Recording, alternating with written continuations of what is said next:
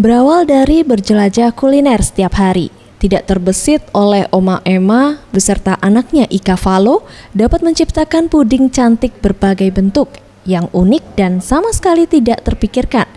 Beralamat di Jalan Mas Krebet, Blok CF2, selama 5 bulan terakhir dalam sehari setidaknya dengan menjual puding cantik ini, Oma Emma dapat meraup omset mencapai 80 juta rupiah.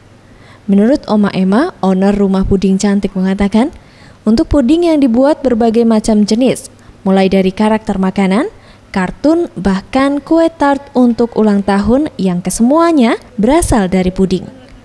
Untuk pembuatan sendiri memerlukan waktu selama 1 hari untuk menciptakan puding dengan berbagai macam karakter. Banyak ya.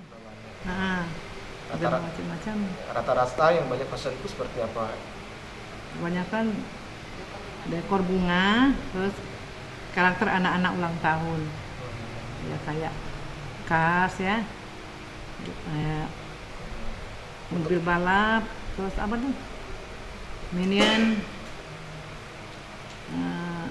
SpongeBob.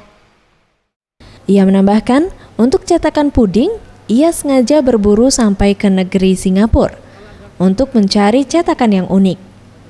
Sedangkan harga jual puding ini dimulai dari Rp200.000 untuk ukuran kecil dan Rp400.000 untuk ukuran puding yang besar. Farel Dwi Satria, Sriwijaya TV. Banyak Mbak pesanan.